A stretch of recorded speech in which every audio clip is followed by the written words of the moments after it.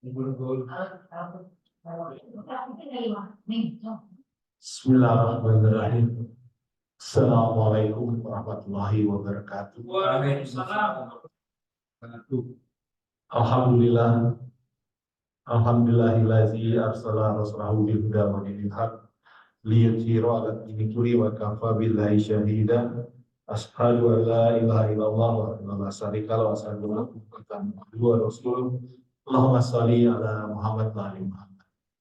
Rabbi shrah li sadri wa yassir li amri wahlul 'uqdatam min lisani yafqahu qawli. Puja dan puji syukur selalu kita panjatkan kehadirat Allah Subhanahu wa taala, berkat rahmat karunia izinnya lah kita bisa bersama berkumpul dalam kajian rutin bulanan kita di pagi yang cerah ini. Salawat dan salam semoga selalu tercurah pada junjungan kita Nabi Muhammad SAW beserta keluarganya, sahabat-sahabatnya, dan sampai kepada umat yang selalu istiqomah di jalan. Rekan-rekan sekalian, alhamdulillah pagi ini telah bersama kita Ustaz Profesor Dr. Rusdi SAG MSOS SK, panjang banget gelarnya, bacanya panjang. Yang akan memberikan tausiah dengan tema Al-Kibru, kesombongan. Selama Ustaz memberikan tausiah, mungkin jika ada pertanyaan boleh langsung atau ditunggu sampai Ustaz selesai memberikan tausiah, nanti akan kita adakan tanya jawab. Baik Ustaz, silakan Ustaz. Assalamualaikum warahmatullahi wabarakatuh. Waalaikumsalam. Alhamdulillahi rabbil alamin. Allahumma salli wa sallim ala sayyidina Muhammadin al-fatihi lima ughliq wal khatimi lima sabaq nasiril haqqi bil haqq wal hadi ila siratikal mustaqim wa ala alihi wa ashabihi haqqa qadrihi wa miqdaril azim. Subhanaka la ilma lana illa ma 'allamtana innaka antal alimul hakim wa la haula wa la quwwata illa billahil aliyyil azim. Wa ba'd. Hormati dan muliakan jamaah alumni SMA Negeri 70. Yang SMA ini waktu saya sekolah SMA Kapolri juga terkenal. Saya dulu pernah sekolah di STM Negeri 7 Kampung Jawa Kota. Biasanya kita itu kalau ketemu anak SMA itu siap-siap libur di tawuran itu. Makanya orang tua bilang daripada nanti mati di tawuran, ini diberhentikan saya dari STM 7 masuk sekolah harian Nabang MK. Mungkin pernah dengar di depan Masjid Al-Mahmud, Bukit Tua itu kan ada sekolah dulu. Namanya Madrasah Aliyah RMR, Madrasah Ketua. Yang Tuhan Habib Rizik. Iya, setelah Habib Rizik. Habib Rizik itu pernah ngajar tapi nggak tahu. Saya sudah selesai. Jauh. Alhamdulillah dengan izin Allah, dengan karunia Allah kita masih digerakkan hati kita, diringankan langkah kaki kita, hingga dengan anugerah Allah sekali lagi kita bisa hadir di majelis yang sangat dibanggakan oleh Rasulullah, di tempat yang sangat diberkahi oleh Allah, dan di bulan yang juga dimuliakan, diberkahi oleh Allah Subhanahu wa Ta'ala sebagai investasi akhirat kita. Karena umur kita ini tidak panjang. Nabi mengatakan, "A'malu ummati ma baina sittin wa sab'in wa aqalluhum ma yajuzu dzalik." Umur umatku itu kata Nabi baina sittin wa sab'in, antara 60 sampai 70 tahun. Kalau ada yang lebih dari itu, nggak banyak. Makanya Nabi meninggal di usia 63. Abu Bakar meninggal di usia 63. Umar bin Khattab usia 63. Ali bin Abi Thalib 63. Beda dengan 3 sahabat Nabi ini, Utsman bin Affan meninggal di usia 80 tahunan. Jadi kalau dihitung rata-rata, memang umur umat Nabi pada umumnya itu berkisar antara 60 sampai 70. Ini yang hadir kira-kira umurnya berapa? Wah, kalau 61 jadi kita gitu. Artinya sudah masuk wilayah zona merah itu, zona orange itu kayak siapa?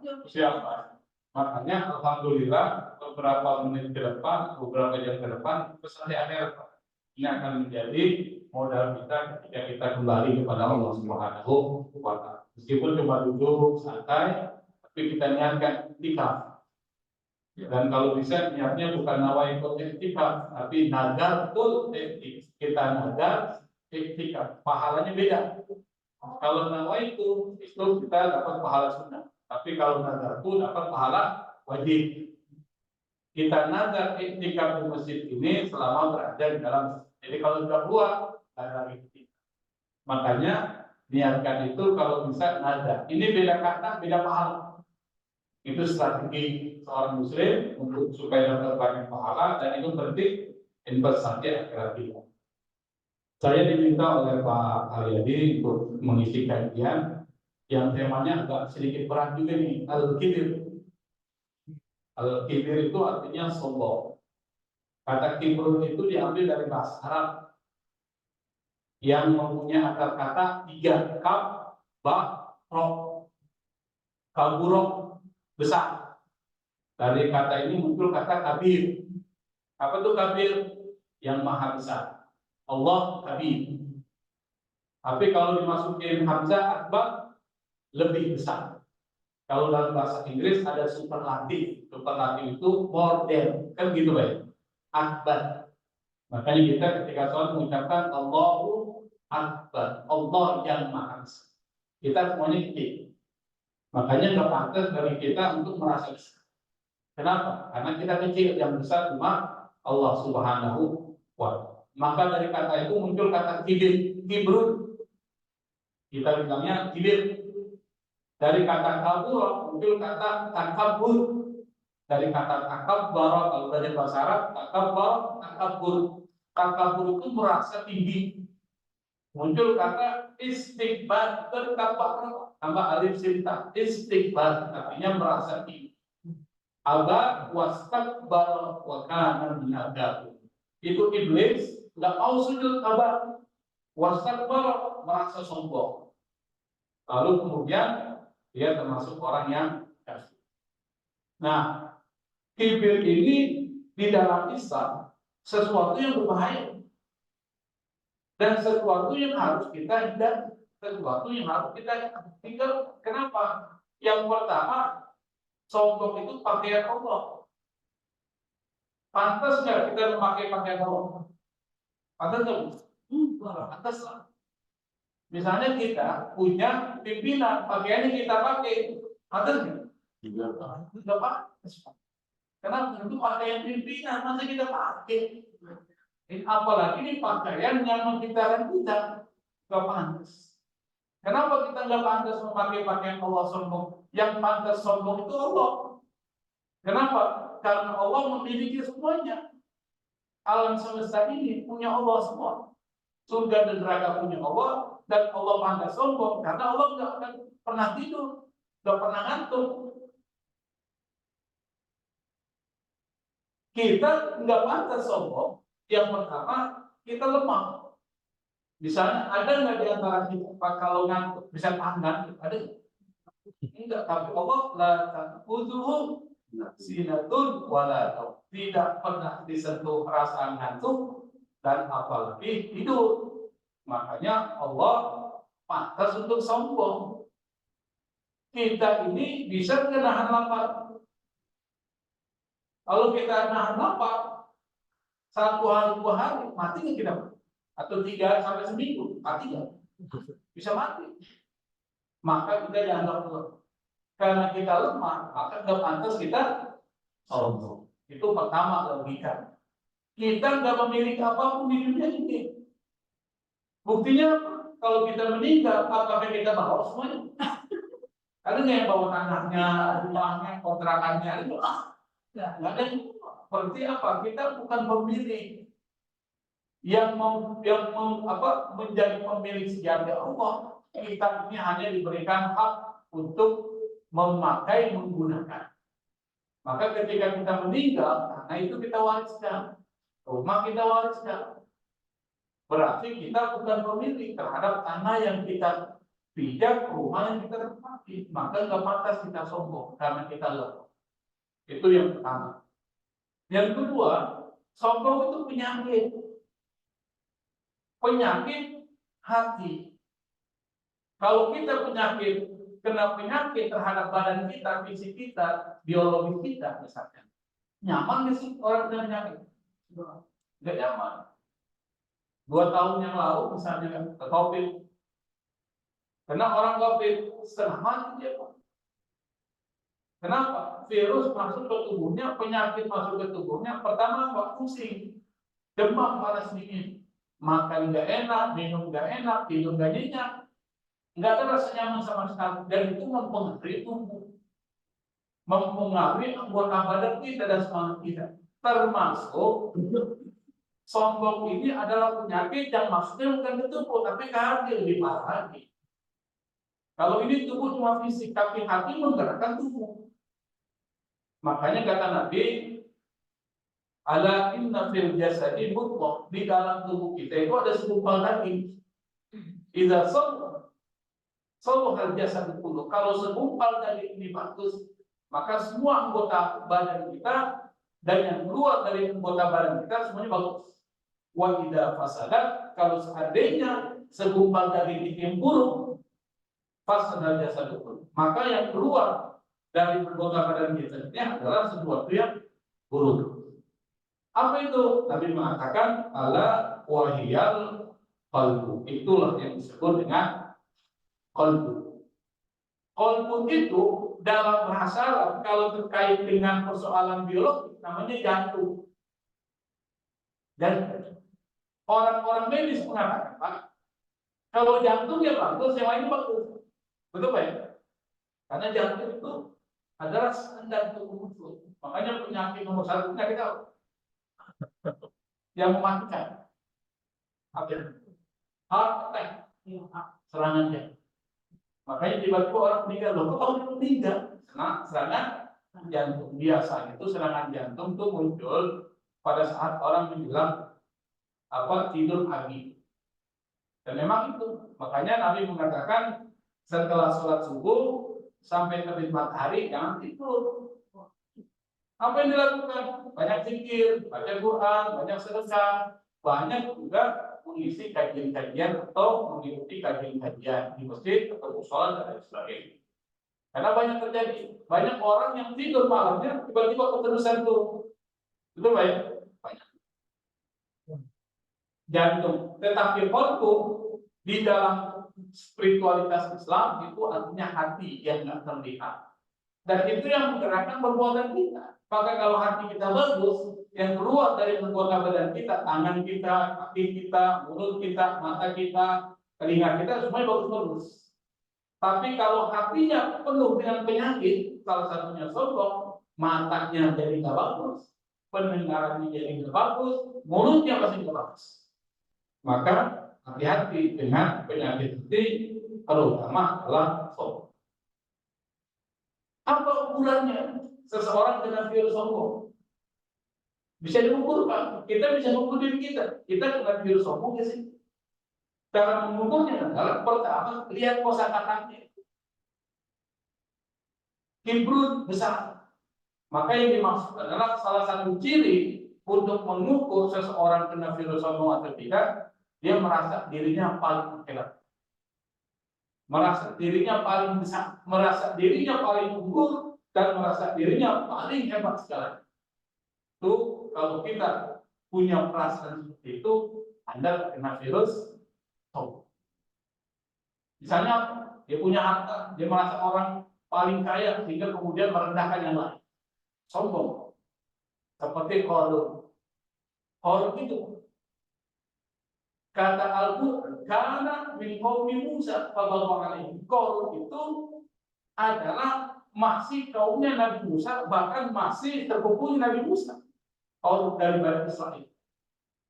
Kalau kita lihat nasabnya Nabi Musa bin Imran, bin Yasar, bin Qahis, bin Lewi, bin Yakub, bin Ishaq, bin Ibrahim.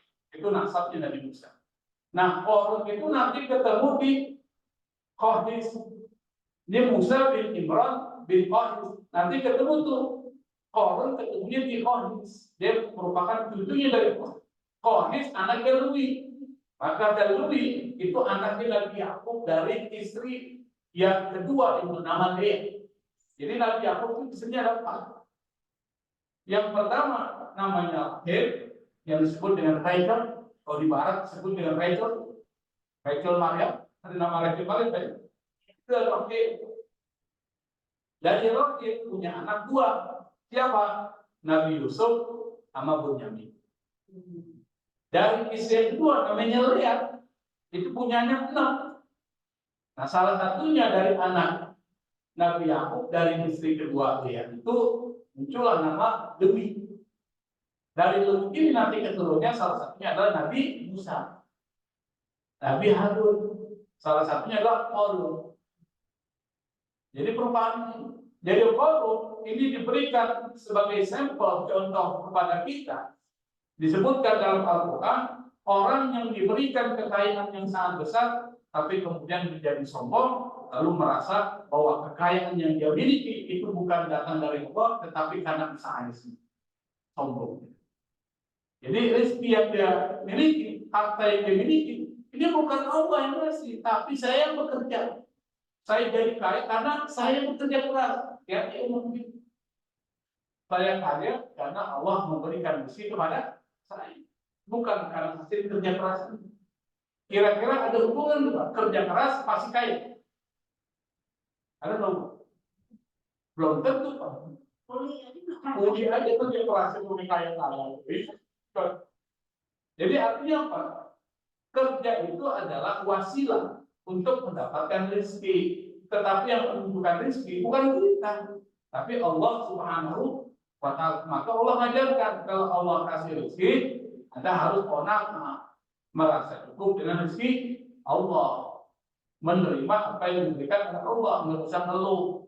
Misalnya saya bekerja nih, target saya dapat 1 juta 1 bulan, tiba-tiba Allah kasih 500.000, itulah rezeki saya. Itulah yang Allah tetapkan rezekinya buat saya. Saya harus berasa qanaah menerima apa yang diberikan oleh Allah Subhanahu.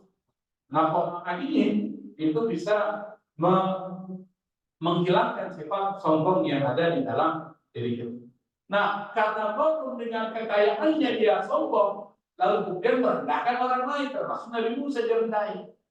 Jadi kalau orang sombong, Pak, itu akan merendahkan orang. Apa yang dilakukan Korun pada saat ketika Nabi Musa meminta kepada Korun karena kekayaannya? Bapak bisa bayangkan di dalam Al-Quran disebutkan kekayaan itu tidak bisa diangkat oleh banyak orang. Sampai puluhan orang nggak bisa ke gemboknya. Gemboknya aja nggak bisa diangkat sampai puluhan orang. Gemboknya, kuncinya. Jadi kunci perbendaharaan dari Korun nggak bisa dibawa oleh orang-orang yang kita juga. Harus dibawa dengan menggunakan atau banyak orang. Kira-kira kalau kuncinya berani seperti itu, kamar harta Korun seperti apa? Bayangkan. Atau katakanlah kuncinya itu banyak tuh, berarti kamarnya banyak, berarti hartanya banyak. Awal mulanya Korun mau mengeluarkan untuk zakat. Nabi Musa sudah berikan diskon 50%. Pas dikeluarin tuh satu persatu, ternyata pas dia lihat harta yang akan dikeluarkan untuk zakat diberikan kepada orang fakir miskin, ternyata mau sampai hartanya sampai setinggi ini Pak. Berarti banyak itu. Banyak. Yang muncul sifat gigir, sifat bakhil. Apa kata kalau saya yang bekerja capek-capek, orang lain mati. Semua ini adalah hasil kerja keras saya. Tidak ada hubungannya dengan Allah. Muncul rasa sombong seperti itu sampai dia memutuskan hubungan bahwa rezeki ini bukan dari Allah. Maka disitulah kemudian Allah tetapkan dia termasuk orang yang diazab tenggelamkan ke Allah Subhanahu wa Ta'ala. Itu karena sombong akan membutuhkan pengaruh seperti itu. Kedua, ada dia merasa hebat karena jabatannya. Karena posisinya siapa? Allah kasih contoh zaman Nabi Musa, Haman. Haman, tahu Haman kan? Iya. Berarti lo mau ketemu Haman? Tapi ngomong ketemu kan? Nah, Haman ini kalau dalam bahasa kita teknokratnya sih. Jadi zaman Nabi Musa lengkap. ada oligarkinya. Siapa oligarkinya? Korun. Ada teknokratnya. Siapa? Haman. Dia yang membangun semua berbagai fasilitas untuk raja yang bernama Firaun, atau Firaun adalah gelar raja Mesir yang membangun. Dan yang dieksploitasi siapa? Bani Israel. Kenapa Bani Israel dieksploitasi untuk membangun piramid, membangun istana? Bani Israel itu Allah berikan kelebihan orang yang cerdas, otaknya cerdas. Wabadalnahum alal alamin. Kata Allah, kami lebihkan mereka yang Bani Israel terhadap manusia yang ada di alam ini dari segi kecerdasan. Makanya rata-rata penemu-penemu itu rata-rata orang yang suci, Pak. Betul ya? Kenapa? Karena Allah berikan juga. Tapi watak buruk dari orang Yahudi itu adalah keras kepala.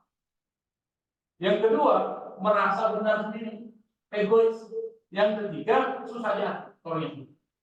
Makanya kita kalau punya anak nakal yang tahu, kita bilang Yahudi itu susah banget diaturnya kan? Karena watak. Contohnya sekarang, adakah orang-orang Israel merasa bersalah menghancurkan orang-orang Palestina? Tidak. Kenapa? Karena dia merasa dirinya benar. Dia merasa ras yang paling hebat, ras yang paling tinggi dan sombong. Dan kalau kita baca Al-Quran, bagaimana terjadi perdebatan antara Musa dan Bani Israel, yang Bani Israel itu sudah diberikan umpan yang banyak oleh Allah, tapi tidak pernah bersyukur gimana. Itu Bapak baca surat Al-Baqarah dari awal sampai ayat ke-60. Itu ceritanya tentang bagaimana watak Bani Israel. Yang kedua, diberikan ilmu agama. Sombong, dia merasa lebih pintar, dia merasa lebih soleh daripada yang lain. Dia ibadahnya bagus, tapi kemudian dia merasa saya lebih hebat ibadah daripada kalian. Itu sudah masuk virus sombong. Makanya orang kalau ibadah yang lihatin orang, jangan merasa bangga dengan ibadahnya. Atau termasuk jangan merasa bangga dengan ilmunya. Pernah satu ketika Pak, pada zaman Abu Hanifah masih kecil. Abu Hanifah ini adalah pendiri mazhab Hanafi. Mazhab Hanafi ini berkembang di wilayah Asia Selatan, Asia Tengah, termasuk Turki. Asia Selatan ini India, Pakistan, Bangladesh, itu Asia Selatan. Kalau Asia Tengah, misalnya seperti Afghanistan, apalagi itu Uzbekistan, pokoknya ada tantangannya itu. Oh, setan, bukan Dornitan ya, kan ada itu namanya. Itu buat Dornitan. Nah, itu adalah wilayah penyebaran mazhab Hanafi. Jadi ada 4 mazhab bagi dari sini. Jadi jangan sampai bingung nih, kemudian beda dengan kita, itu perbedaan mazhab.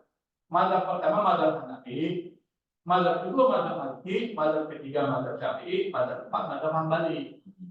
Tidak sama cara bentuknya. Kalau mazhab Hanafi tadi saya bilang penyebarannya wilayah Asia Selatan, Asia Tengah, dan Turki. Kalau mazhab Maliki di Afrika Utara dan wilayah Andalusia, Spanyol. Afrika Utara mana?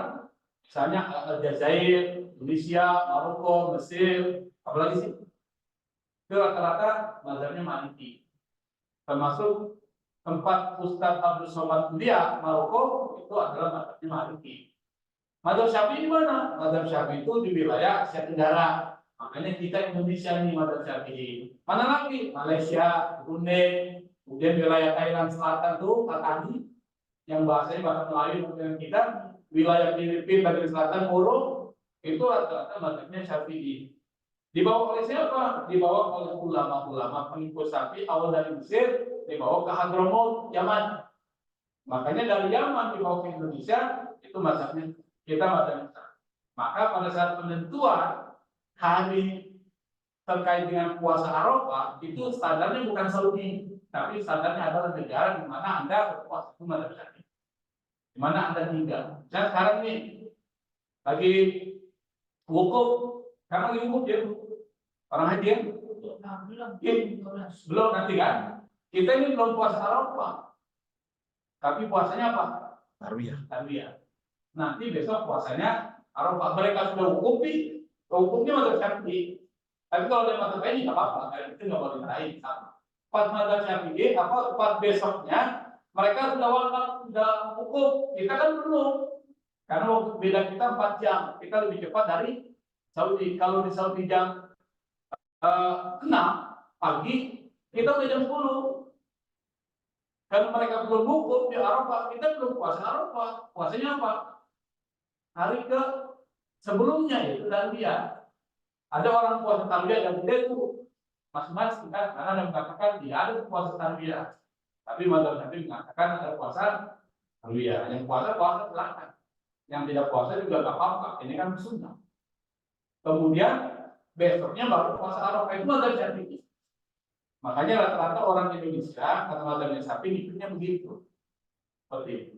Nah, itu perbedaan. Nah, Abu Hanifah saat itu masih usia 7 tahun. Ada seorang alim, dia suka menggunakan logikanya sampai kebablasan, kebelinger. Dia menantang semua ulama-ulama untuk berdebat dengan dia, seorang alim dengan logika.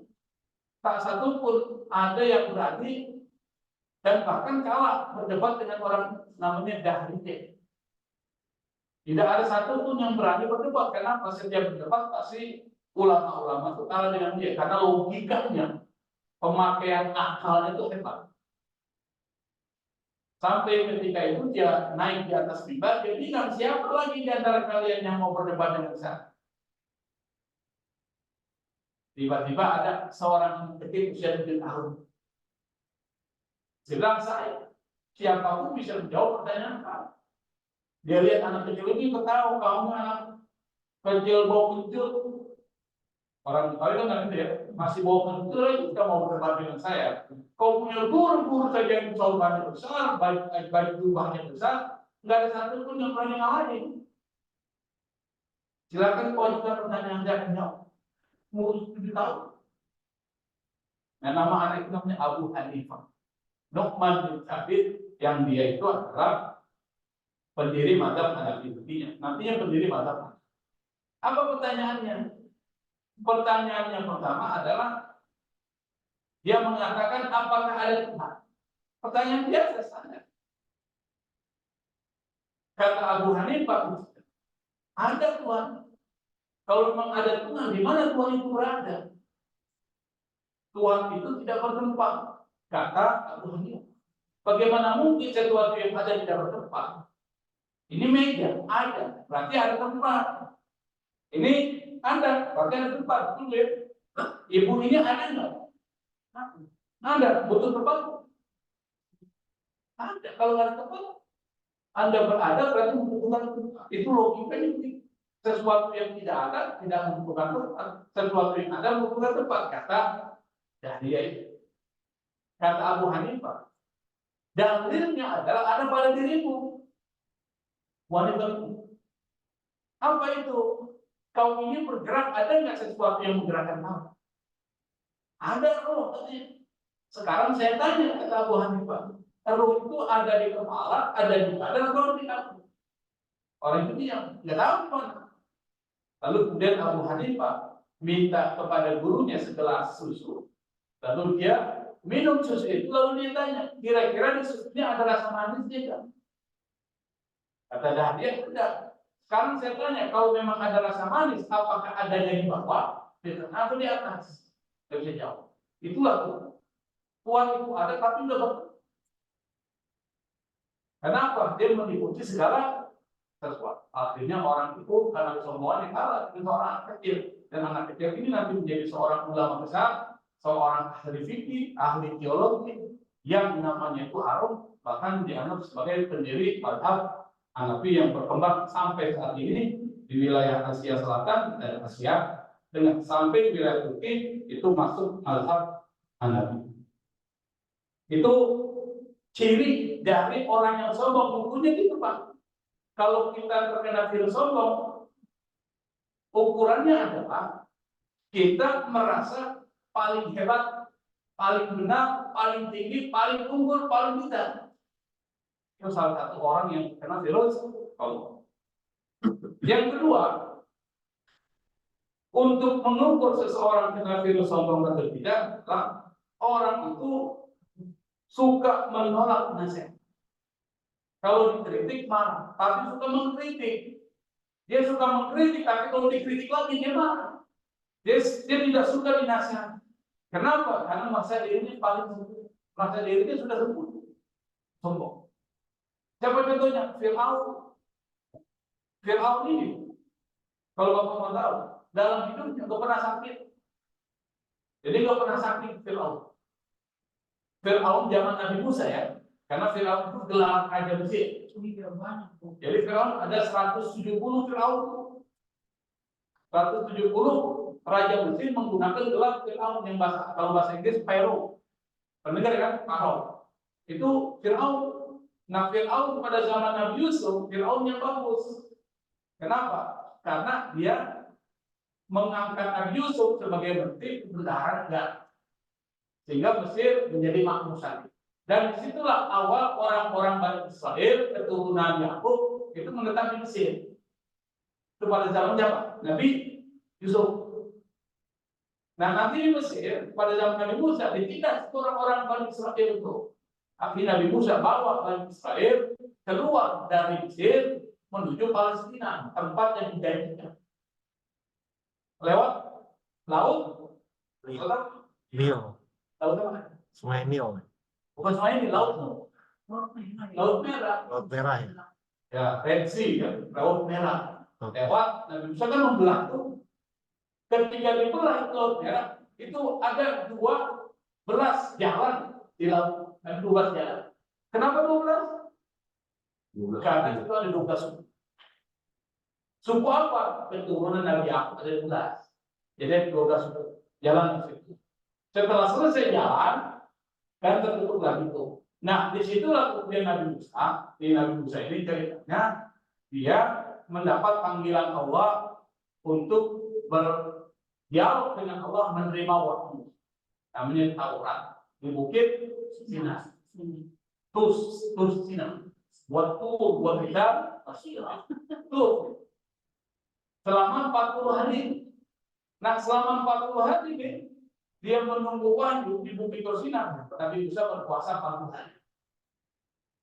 Sementara yang meninggalkan pengikutnya, mereka disesatkan oleh seorang yang bernama Samiri, yang menjadikan patung anak sapi terbuat dari emas dan mereka sembah.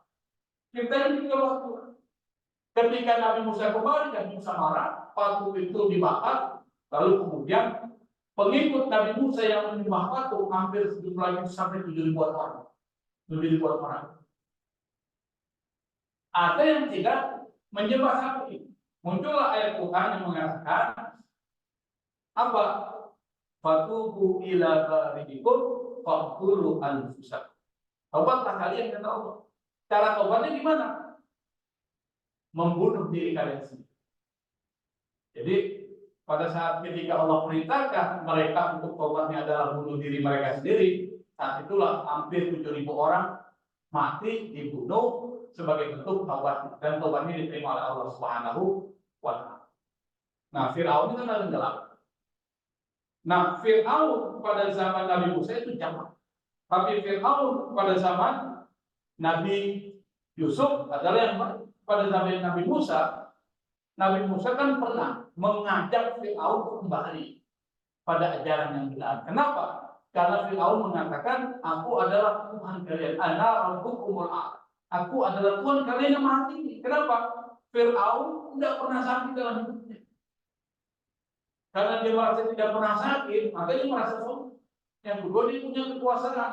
Sampai saking tingginya kekuasaannya, dia perbudak orang Israel, dan dia mengatakan, akulah Tuhan kalian yang menentukan mati dan hidupnya. Ini turun Nabi Musa. Nabi Musa itu lalu kemudian mengajak Fir'aun supaya mengesahkan Allah. Fir'aun tahu Nabi Musa ini benar, tahu. Kenapa? Karena pada saat ketika terjadi perseteruan antara Fir'aun dan Nabi Musa, Fir'aun bilang kepada para penyihirnya, ada nggak yang bisa mengalahkan Musa? Bagi mereka yang mampu mengalahkan Musa, maka dia akan mendapatkan sisi yang mulia di sisi pertama. Akhirnya Banyak para penyihir-penyihir hebat datang di situ menerima tantangan. Dan mereka ini adalah orang yang ngerti tentang sihir dan orang profesi yang paling tinggi pada saat zaman Nabi Musa, Firaun, para penyihir, bukan dokter, para penyihir. Itu posisi tinggi. Kenapa? Tidak semua orang bisa belajar sihir. Hanya orang-orang tertentu dan orang-orang itu biasanya posisinya dekat dengan kekuasaan para penyihir.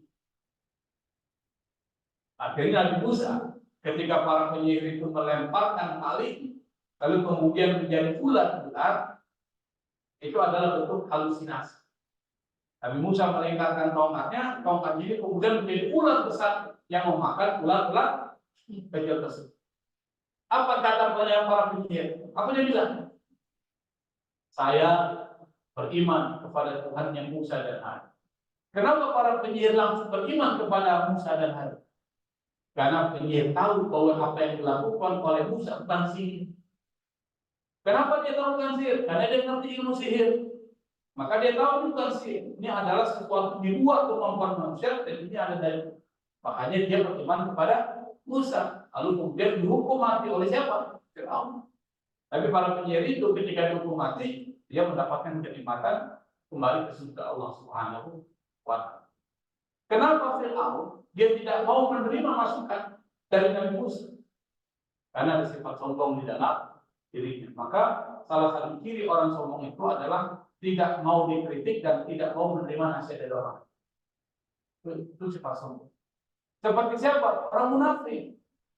Kalau ibu baca misalnya, bapak baca surat Al-Baqarah dari awal sampai beberapa ayat, itu bicara tentang orang yang ditutup hatinya. Khatamallahu ala qulubihim wa ala sam'ihim wa ala absarihim isyarat wa lahum adzabun alim. Kata Allah, hati mereka sudah ditutup. Kenapa? Sudah banyak sekali penyakit-penyakit hati yang menutupi hati mereka. Jadi hati ini, Pak, ini hati ini.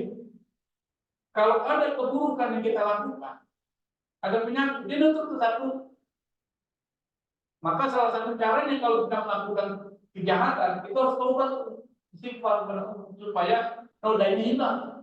Tapi kalau seandainya kita tidak taubat, tidak kembali melakukan kebaikan untuk menghancurkan keburukan kita lakukan, maka nodanya hilang. Kalau kita lakukan yang kedua, dia nutup lagi. Kalau terus menerus, maka hati itu menjadi tertutup. Kalau hati tertutup, karena hati itu menjadi sumber informasi, sumber pengetahuan. Maka hati tertutup, telinga akan tertutup, mata akan tertutup. Kata Allah, Allahu ala qulubihim, Allah kunci hatinya, wa ala sam'ihim, pendengarannya Allah kunci, wa ala absarihim bisawab, matanya tertutup. Kalau dia lihat penderitaan orang lain, dia nggak akan disini. Kalau dia mendengarkan nasihat dari para ustaz, para ulama, dia nggak akan disini. Itu artinya apa? Artinya sudah.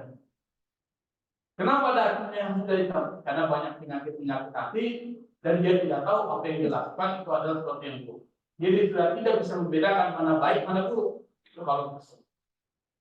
Tadi nasihatnya susah. Kita kan bisa lihat ya, ada orang nasihatnya susah banget. Kadang-kadang merasa enggak, ini siapa? Baru anak kecil lagi nasihatin kita. Nah, itu udah mulai sembuh. Hati-hati. Itu dua ciri dari orang yang mempunyai sifat sombong. Oleh karena itu maka sebenarnya banyak, Pak. Tapi kalau kita membatas nanti ada soal dan jawab ya. Ada sisi dan jawab. Ada. Maka dua ini itu bisa menjadi standar atau indikator untuk mengukur kira-kira kita kena virus sombong. Kalau ternyata kena virus sombong dengan dua indikator tadi yang saya sebutkan, cepat-cepat hilangkan sifatnya. Kenapa? Karena pengaruhnya buruk. Buruk terhadap kita sendiri sebagai manusia, buruk terhadap orang lain, dan nanti di akhirat juga buruk akibatnya. Kenapa? Kepada diri kita kalau kita punya sifat sombong. Itu yang pertama adalah membuat hati jadi keras. Jadi keras. Kalau orang hatinya keras, maka dia menutup diri dari kebenaran. Kenapa? Karena merasa dirinya sudah paling unggul, paling hebat. Semua informasi, semua masukan dari orang lain, apa itu? Saya yang paling benar. Bahaya. Secara kepribadian dan secara biologis itu bisa mempengaruhi diri. Makanya harus menangkan sifat sombong. Dan di dalam Islam itu penyakit yang paling berbahaya itu sifat sombong. Kenapa? Iblis, Pak. Bapak kenal iblis kan? Tahu. Belum tahu deh. Yang apa ketemu iblis ya? Jadi iblis, ceritanya gini nih, saya ceritain ini dalam tafsir ya. Dulu Pak, Nabi di dalam Al-Quran itu dijelaskan, ketika Allah ingin menciptakan Adam, Allah beritahu kepada malaikat, kalau bahasa kita ini, saya mau ciptain Adam nih. Apa kata malaikat? Ya Allah, apakah engkau akan menciptakan makhluk di muka bumi yang menumpahkan darah dan bermusuh-musuhan? Dalam Al-Quran itu kan? Yasbiku dan jima yang menumpahkan darah. Kenapa malaikat tahu bahwa ada makhluk yang kerjaannya itu sudah berperang, bertempur dan menumpahkan darah? Karena malaikat dulu pernah ditugaskan, terutama malaikat Jibril, itu ditugaskan untuk menghancurkan bangsa-bangsa jin. Karena bangsa-bangsa jin sebelum Nabi Adam diciptakan itu banyak melakukan usaha di melakukan perubahan. Pada saat ketika semuanya dimusnahkan, saat itu yang bernama Iblis masih kecil. Ini cerita tafsir nih, bukan cerita saya. Namanya Azazil. Ada namanya Azazil nih? Nggak ada. Ada itu. Ada nama Iblis. Mirip-mirip sih. Israel, jangan sampai Israel juga berat. Nyambut nyawa itu. Pokoknya kalau ada il itu artinya Allah. Israel, hamba Allah. Gelar Nabi Yakub Israel. Mikail, Jibril, Israfil. Ada il itu Allah itu. Kata il itu artinya Allah dalam bahasa Ibrani. Ismail, ya. Ismail itu dari kata isma dan il, Allah mendengar. Allah mendengar keinginan Nabi Ibrahim berdoa kepada Allah untuk meminta anak kan? Ishak itu dari kata doaika, tertawa. Kenapa namanya bisa pada saat ketika istrinya Nabi Ibrahim yang pertama yang bernama Sarah diinformasikan akan melahirkan seorang putra, dia ketawa. Kenapa? Saya ini udah umur berapa? Udah umur 2 tahun begini, nggak mungkin nggak masuk akal bisa melahirkan. Kata malaikat, nggak ada yang tidak masuk akal. Kalau Allah menghendaki, makanya dia lahirlah anak. Nah makanya kenapa pada saat dia mendengar informasi itu dia tertawa, lahirkan Ishak. Jadi menjadi tertawa. Itu kata masih benar tidaknya saya nggak tahu. Pada saat ketika terjadi pembasmian malaikat terhadap bangsa jin yang melakukan kerusakan di bumi dan menumpahkan darah sebelum Adam diciptakan, ada tuh yang masih kecil namanya Azazil, dibawa malaikat ke alam langit dan tumbuh besar bersama malaikat. Makanya jin iblis sudah jin karena minal jinni fafasaqa an amri rabbih. Iblis itu bangsa jin. Kemudian dia fasik terhadap Tuhannya, maksiat terhadap Tuhannya, maka dia termasuk orang-orang. Nah, jin ini ketika dia berada di langit dan dia beribadah kepada Allah Subhanahu wa taala, maka dia dapat gelar ahli ibadah. Ibu mau tahu berapa tahun dia beribadah? 80 tahun. Dia beribadah, tawaf mengelilingi aras bersama malaikat selama 14.000 tahun. Jadi di langit itu ada satu tempat seperti Ka'bah, namanya Baitul Ma'mur. Kalau dari atas di langit, lalu diturunkan ke bawah, Baitullah Ka'bah. Jadi ke atasnya itu apa sih? Kalau ke atas namanya vertikal ke atas tuh. Ke atas itu kalau Ka'bah di langit itu ada tempat Baitullah, namanya Baitul Ma'mur. Para malaikat itu tahu di situ, malaikat-malaikat langit.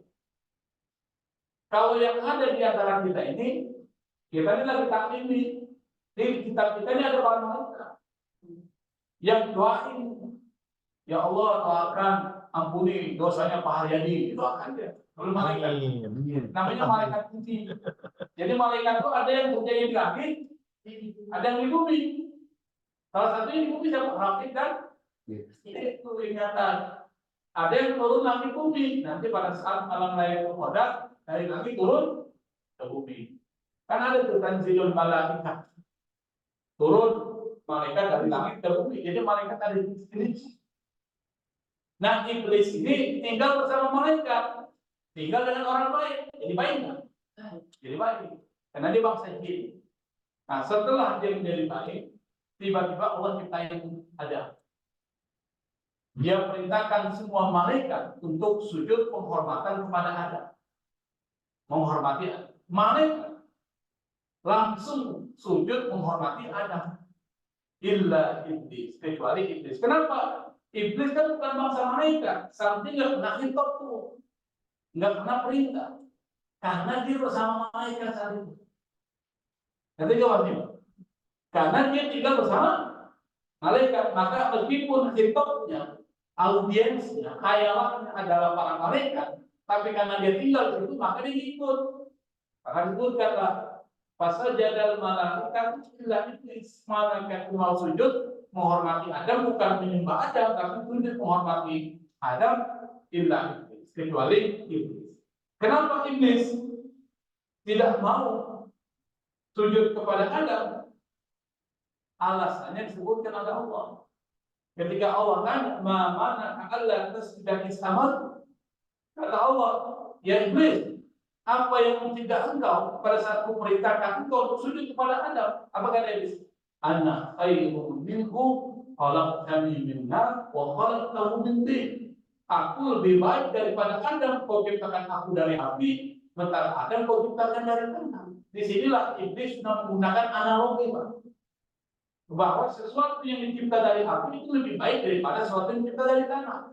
Disinilah iblis merasa sombong dengan asal usulnya. Disinilah menerangkan jangan tidak sombong karena nasab dan keturunan.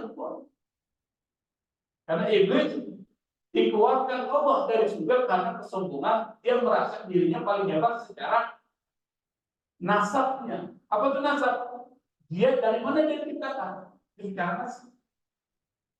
Padahal api kalau dibandingkan dengan tanah, mana lebih hebat? Tanah, api bisa mati kalau dikasih tanah. Coba api itu tuh, ibu kasih satu tanah, api lagi hidup, mati kalau menembak tanah, mati. Bahkan tanah itu bisa menjadi bagus kalau dibakar oleh api, jadi kendi, jadi tempat itu kan terang, lain sebagainya. Artinya apa? Analogi yang dilakukan iblis itu adalah analogi yang salah. Yang kedua, sifat sombong itu memberikan pengaruh buruk terhadap kehidupan sosial kita, termasuk kehidupan elit kita. Kenapa? Ada orang yang suka dengan orang sombong? Ada nggak?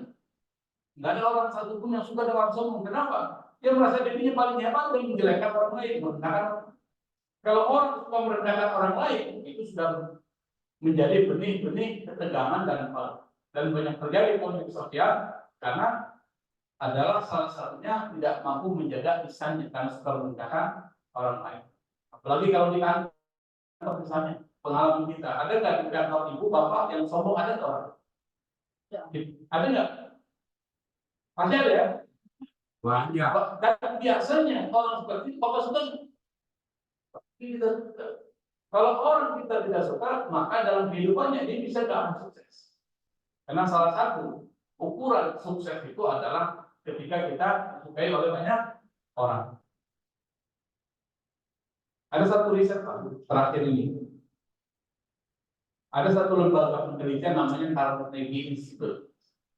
Carnegie Institute itu meneliti 10.000 karyawan sukses. Jadi yang diteliti 10.000 karyawan sukses. Yang tidak sukses yang nggak teliti, tapi yang sukses diteliti. Pertanyaannya cuma satu, kenapa mereka sukses? Setelah diteliti ternyata 10.000 karyawan sukses itu menjadi sukses karena mereka 20% itu diberikan pelatihan. Misalnya apa?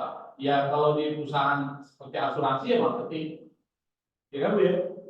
Atau mungkin pelatihan manajemen atau komputer, sains, atau IT dan lain sebagainya itu berkontribusi terhadap kesuksesan dunia karya. Sisanya 80% mereka sukses karena persoalan karakter. Apa itu karakter? Akhlak, budi pekerti. Semakin baik, semakin sukses. Nah sekarang kita bikin penelitian di antara kita. Penelitian antara kita saja nanti di rumah, buat aja. Itu Bapak buat. Pertanyaannya dua. Kalau Anda suka sama seseorang, alasannya apa? Kalau Anda tidak suka sama seseorang, alasannya apa? Sekarang saya tanya, Anda yang menjadi volunteer untuk menjawab. Tadi Ibu ya, kalau Ibu suka sama seseorang, kira-kira alasannya apa? Ya baik. Ya baik, apalagi? Perhatian. Pengertian, apalagi? Dia bisa diajak jalan sama Friendly ya, orangnya. ya. Kalau Bapak saya tanya, kalau Bapak nggak suka sama seorang, alasannya apa? Apa Pak? Saya nggak suka sama dia nih. Pasti ada yang tidak suka kan?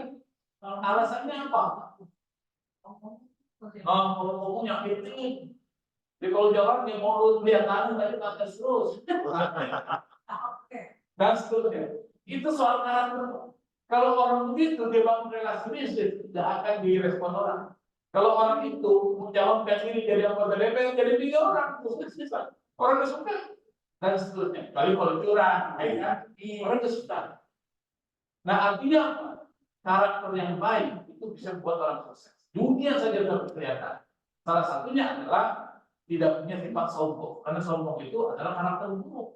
Merendahkan orang lain, menghina orang lain, dia merasa dirinya paling tinggi, merasa dirinya paling perfect, yang lain tidak perfect misalnya, dia tidak mau mendengarkan nasihat orang lain, masuk orang dia dengar, karena merasa itu bukan gimana. Orang itu nggak suka orang. Kalau nggak suka orang, apapun relasi yang dia bangun, baik ekonomi, budaya, politik dan sebagainya, pasti nggak akan direspon oleh orang secara baik. Yang terakhir adalah kalau kita punya sifat sombong, maka harus kita hindari. Itu nggak akan pernah cium bau surga apalagi. Kenapa? Nabi mengatakan la yadkhulul jannata man kana fi qalbihi dzarratun min kibri. Kata kibir itu tidak akan masuk surga orang yang dalam hatinya masih ada satu butir kesombongan. Satu butir, apalagi kalau banyak. Apalagi saya kalau satu karung kesombongan, kalau satu butir aja jelas. Maka oleh karena itu kalau kita sudah tahu ciri-ciri dan sifat sombong tadi cuma 2, saya berikan penjelasan. Yang pertama merasa diri paling hebat, yang kedua tidak mau dikritik, tidak mau menerima nasihat benar dari orang lain, bahkan dia juga mengkritik dan memberikan orang lain bikin. Maka orang seperti itu secara kepribadian dia nggak akan sehat. Kedua, secara sosial dia bisa memberikan pengaruh negatif. Kalau dia bangun relasi bisnis pasti dia akan gagal. Dia bangun relasi politik pasti akan jatuh dan seterusnya.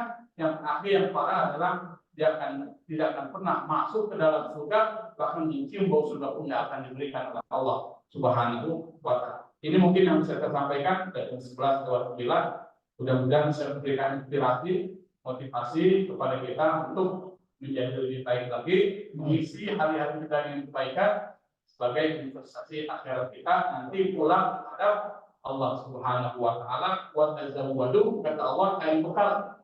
Fa inna khairaz zadi taqwa, karena bekal yang terbaik adalah takwa kepada Allah Subhanahu wa Ta'ala. Wallahu musta'an, wallahu muwaffiq min syarif wal afwa minkum. Wassalamualaikum warahmatullahi wabarakatuh. Waalaikumsalam. Baik, Masya Allah kita sudah banyak dapat ibu pagi ini. Silakan kepada teman-teman, mungkin dari ibu-ibu dulu yang ingin bertanya, silakan. Dari teman-teman yang wanita, kalau ada pertanyaan silakan. Silakan Bu, kalau ada yang bertanya dari Bapak silakan. Silakan ibu-ibu dulu. No, mau nanya itu. Ya, Leti, silakan Leti.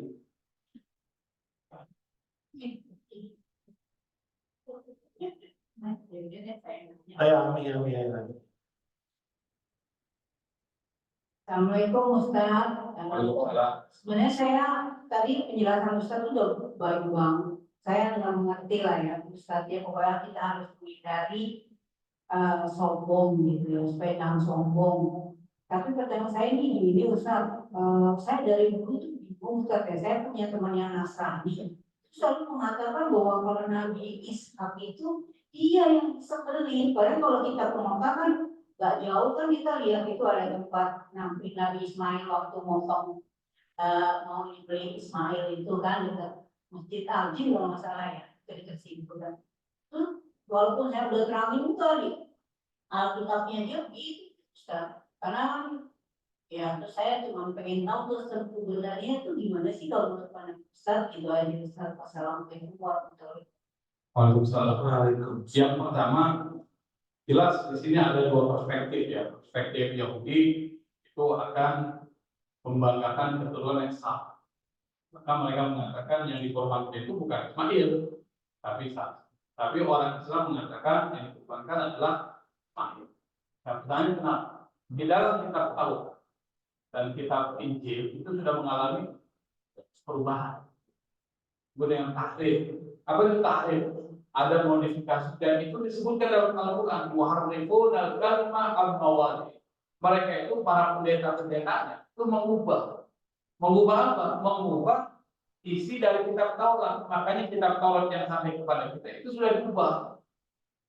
Percaya enggak? Kita hanya percaya kitab Taurat, tapi tidak percaya apa yang diubah oleh mereka. Itu maksudnya. Kalau tanya, Anda beriman enggak dengan kitab tulisan Nabi Musa? Iya, itu bagian dari tauhid kita, keyakinan kita. Tetapi kitab Taurat yang sekarang yang sampai kepada mereka itu bukan kitab Taurat yang disampaikan kepada Nabi Musa, sudah mengalami perubahan. Termasuk informasi yang diubah Pak, terkait dengan persoalan siapa yang dikorbankan. Karena mereka ta'assub terhadap keturunan Ishak, maka mereka mengatakan Ishak yang dikorbankan karena ini bagian dari presise, bagian dari satu keistimewaan, sesuatu yang dikorbankan, sesuatu yang mulia, maka mereka mengatakan Ishak. Dan itu ada dalam kitab Taurat yang disebut dengan Old Testament, perjanjian lama, Al-Ahdul Qadim. Yang kemudian perjanjian baru ini orang Kristen, orang Nasrani itu pun banyak tahrif, banyak perubahan-perubahan. Apa yang diubah? Banyak, misalnya berita tentang datangnya Nabi Muhammad SAW. Itu diubah oleh mereka, oleh pendeta-pendeta. Termasuk kalau dalam kitab Bible itu yang diubah apa? Konsep ketuhanan yang diambil dari Paulus. Kalau Paulus tidak kenal dengan Yesus kan, dengan Isa. Itu diubah. Padahal dalam kitab aslinya itu mengatakan bahwa Yesus itu sebagai utusan Tuhan, itu disebutkan. Tapi mereka mengambil pendapatnya Paulus yang mengatakan Tuhan itu tiga dengan Trinitas. Ketika jelaskan itu bingung. Artinya apa? Biarkan saja mereka berpendapat seperti itu karena mereka nggak akan berubah kecuali kalau mereka ingin berdebat mencari kebenaran. Maka literatur lama akan mengatakan yang dikorbankan bukan Ishak, tapi Ismail. Literatur klasik, baik kitab Taurat yang asli itu akan menjelaskan seperti ini. Jadi kalau udah berdebat, kita nggak usah meyakinkan mereka karena mereka sudah punya pandangan seperti itu. Tapi kalau ditanya logikanya begitu, bahwa ada yang disebut dengan tahrif, perubahan. Mana buktinya terjadi perubahan? Jelaskan aja dalam kitab Injil perubahan gini-gini. Jelas. Apalagi terkait dengan soalan bisa dipahami Bu ya? Artinya nggak perlu kita berdebat dengan soal itu karena mereka sudah punya keyakinan seperti itu. Tapi kalau ditanya logika ya saya sebutkan tadi. Argumennya adalah bahwa yang dikorbankan itu adalah Ismail. Bahkan di sebagai tafsir ada mengatakan Ishak bagian tafsir, tapi itu pendapat lemah. Ya. Tapi pendapat yang kuat adalah Nabi Ismail. Yang lain Silakan. Kalau dari teman-teman yang wanita nggak ada, silakan. Nih Asrul udah gatel mau nanya nih Asrul kayaknya.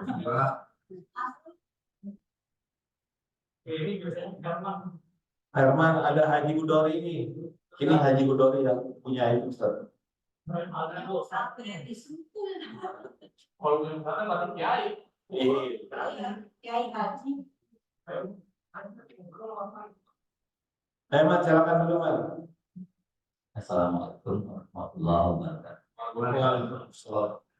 Ya, sombong itu ada ciri, ada sifat dasarnya. Tadi banyak dijelaskan kepada kita ciri turunan dari sifat dasar sombong itu sendiri. Nah, yang saya belum bisa menangkap secara jelas itu akar dari sombong itu sendiri. Sebenarnya apa? Sampai kemudian orang dalam kehidupan sehari-hari, misalnya tadi disebutkan merasa paling benar. Kalau bukan karena saya, tidak akan begitu. Itu kan ciri-ciri dari turunan sifat dasar sombong tadi. Mungkin saya minta tolong Pak Ustadz untuk sekali lagi mengaitkan sifat dasar ini dengan peristiwa iblis. Ya. Itu kan sejarah pertama sifat sombong itu diterangkan kepada kita. Itu menyangkut sifat dasarnya, bukan ciri-ciri. Berbeda turunan dari sifat dasar. Itu aja Pak Ustadz. Terima kasih. Yang pertama dari istilah kosakata yang digunakan itu sudah mencerminkan watak dasar. Nanti akan menunjukkan yang disebut dengan turunannya atau konsekuensi dari watak. Apa wataknya? Bahasa Arab dari kata sombong itu kan dari kata kabba dan buruk. Apa itu artinya? Buruk, yang buruk, kibrut, itu artinya besar. Dari kata itu maka nanti muncul tambahan huruf. Kalau bahasa Arab itu ziyadatu harfin tadullu ala ziyadatil makna. Bahasa bertambah satu huruf, bertambah satu makna. Saya berikan contoh, nanti akan masuk ke sana. Kharaja dalam bahasa Arab artinya kuat. Tapi kalau Anda masukkan kata hamzah di belakang kha, jadi akhraja artinya mengeluarkan. Itu bahasa Arab. To'am, makan ya. Tapi kalau Anda ya mau itu makan tentunya. Tapi kalau Anda memberikan makan, at'am.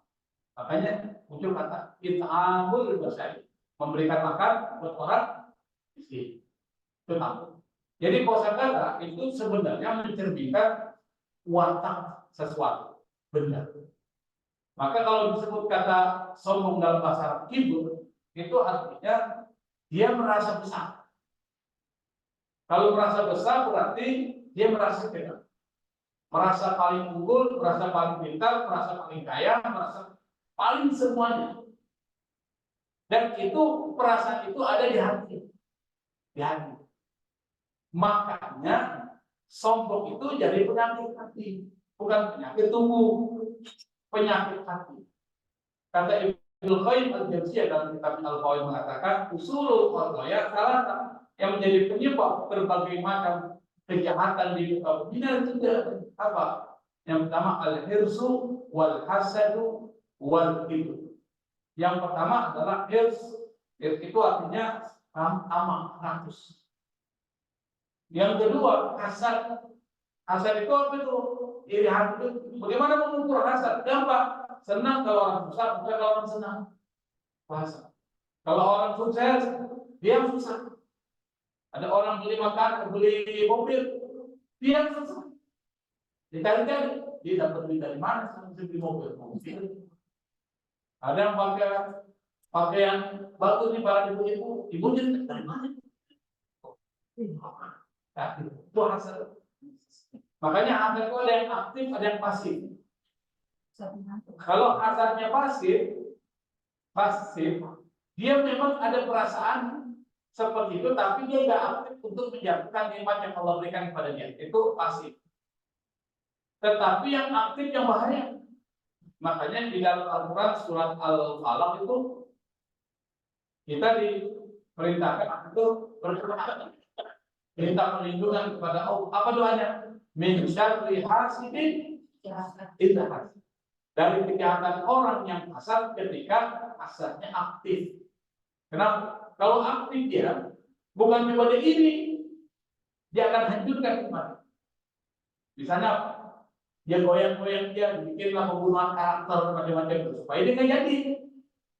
Difitnah dia supaya dia nggak jadi sesuatu yang diinginkan Allah. Kalau dia punya mobil, disebabkanlah fitnah. Apa fitnahnya? Dia itu beli mobil dari hasil korupsi, misalnya, dan seterusnya. itu aktif. Makanya orang yang seperti itu kita minta perlindungan kepada Allah dari kejahatan mereka. Kenapa? Karena kejahatan termasuk orang sombong. Karena orang sombong awal mula dari iblis. Kenapa iblis menjadi sombong? Sehingga kemudian menghilangkan semua amalan-amalan kebaikan dia sebelumnya. Iblis itu Pak, kalau bicara soal tauhid tinggi. Kalau bicara tentang soal ibadah, kalah kita ibadahnya. Bahkan malaikat menjuluki iblis al-abid, ahli ibadah. Dan iblis pernah menjaga surga, diamanahkan oleh Allah selama 40 tahun jaga surga. Berarti orang terpercaya itu. Tapi bisa hilang semua itu karena di dalam iblis itu ada perasaan merasa dirinya paling hebat, paling besar dan dibandingkan dari anak. Makanya kalau ditanya, dari kosakatanya itu sudah mencerminkan wataknya. Dan semua itu adanya di hati. Makanya hati ini perlu dibina, perlu ditahdir, perlu ditanamkan, perlu dididik. Makanya adalah yang disebut dengan tarbiyatul qalbi, pendidikan hati. Kenapa? Karena hati yang menggerakkan kita. Kalau hati ini ada penyakit-penyakit, maka hati itu menjadi gelap. Saya berikan contoh supaya mudah. Hati itu seperti cermin.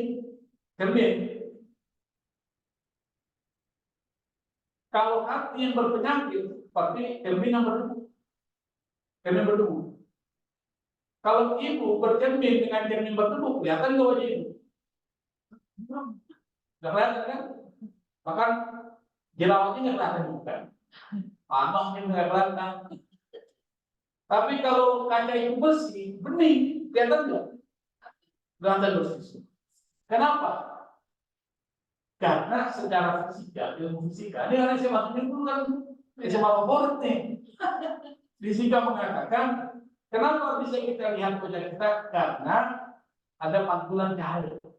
Kalau fisika kan, ketika kita bercermin dengan wajah dengan cermin yang bersih, itu cermin menerima pantulan lalu memantulkan cahaya kepada kita sehingga kita bisa melihat wajah kita. Seperti itu. Nah sekarang hati, kalau bahasanya cermin yang kotor tidak bisa menerima cahaya dan tidak bisa memantulkan cahaya kepada orang yang bercermin. Makanya kalau kita bercermin dengan cermin kotor berdebu, kita lihat wajah kita. Tapi kalau kita bercermin dengan cermin yang bersih bisa menerima cahaya dan memantulkan cahaya kepada yang lain. Itu logikanya. Nah sekarang kita analogikan dengan hati. Hati yang bersih itu bisa menerima kebenaran dan bisa memantulkan kebenaran kepada orang lain. Makanya orang kalau hatinya bersih, dia ada kebaikan, ayo aja. Betul ya? Ngaji yuk, ayo. Tapi kalau hatinya bersih, aja. Gini. Iya. Enggak, harus. Oh. Begitu. Ayo kita perbanyak sedekah yuk. Enggak, karena ada yang hati dalam diri. Nah, kalau orang yang hatinya bersih gampang menerima kebenaran dan gampang memantulkan kebenaran kepada orang. Makanya yang perlu dibina itu adalah hati kita. Kalau hati kita bagus, maka semua yang keluar dari anggota badan kita itu akan bagus. Kenapa? Karena hati menggerakkan al-jawarih. Anggota badan kita digerakkan. Idza khasha'atil qalbu khasha'atil jawarih. Kalau hati ini khusyuk, tenang, maka semua anggota badan itu menjadi tenang. Saya pikir jawabannya seperti itu Pak, mungkin tidak kena persis ya, tetapi pada dasarnya adalah dari kosakata itu sudah mencerminkan wataknya. Tapi ingat, watak itu nanti mempunyai turunan-turunan karena merasa dirinya paling tinggi, maka dia merendahkan orang lain. Dia tidak bisa menerima kritik nasihat orang lain karena merasa diri paling tinggi. Dia merendahkan orang lain dan mengkritik orang lain tapi tidak suka itu. Maka dirinya adalah salah satu ciri dari orang yang sombong, suka mengkritik orang, merendahkan orang, tapi tidak suka dikritik, tidak suka menerima kebenaran dari orang. Saya pikir itu Pak ya, mudah-mudahan bisa dicerna. Silakan yang lain, masih ada. Baik, silakan yang lain. Jidori, Om Masari, Om Saso. Silakan namanya Om Yanto, Om Alumni Pak Jenderal, silakan Pak Jenderal. ini alumni tahun 82 tinggal berapa orang nih?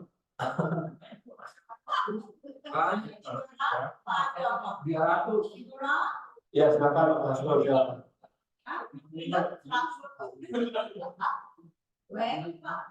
Iklannya 13. Ibu kaminya 15 6. Satu bahasa, berarti berapa itu Pak? 19 kelas. Silakan dari teman-teman yang wanita masih ada pertanyaan, Munul, Lepti, gitu. Silakan, ada lagi nggak pertanyaan?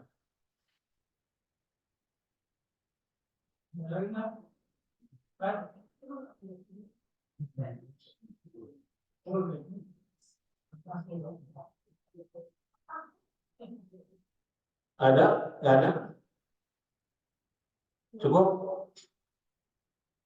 Baik. Ya, Pak Yadi yang nanya deh. Kalau nggak ada, Ustaz, kita tutup dengan doa. Mungkin ada teman-teman kita yang sedang sakit atau orang tua yang sakit sehingga nggak bisa hadir di majelis kita pada pagi ini. Ada yang sedang dalam kesulitan.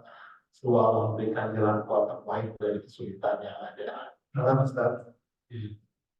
Mari Bapak-Bapak, Ibu, sebelum kita berdoa mohon kepada Allah, kita bacakan surat Al-Fatihah dengan niat semoga apa yang kita lakukan ini mendapatkan keberkahan kebaikan dari Allah. Amin.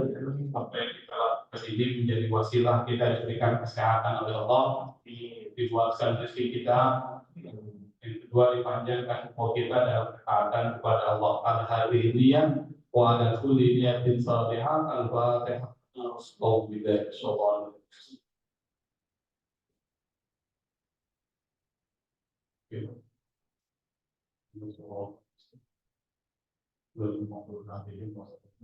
Bismillahirrahmanirrahim. Alhamdulillahirabbil alamin. Hamdan yuwaffi ni'amahu wa yukafi'u mazidah.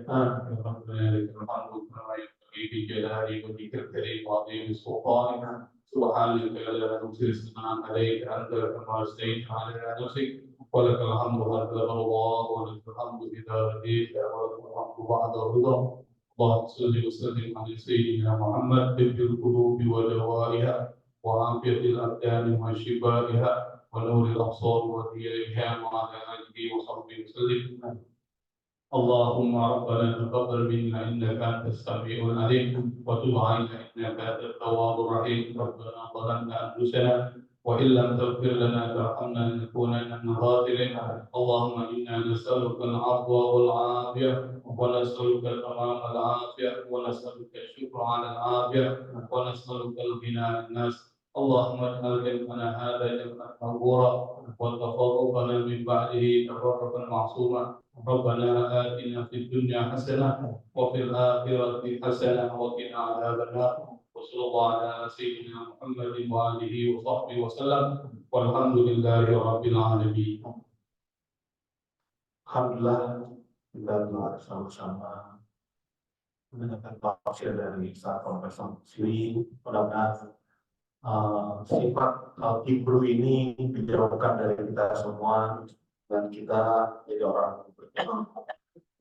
Lebih kurangnya mohon maaf. Mari kita tutup kajian ini dengan doa kafaratul majlis. Subhanakallahumma wa bihamdika asyhadu an la ilaha illa anta astaghfiruka wa atubu ilaik. Billahi taufiq wal hidayah. Wassalamualaikum warahmatullahi wabarakatuh.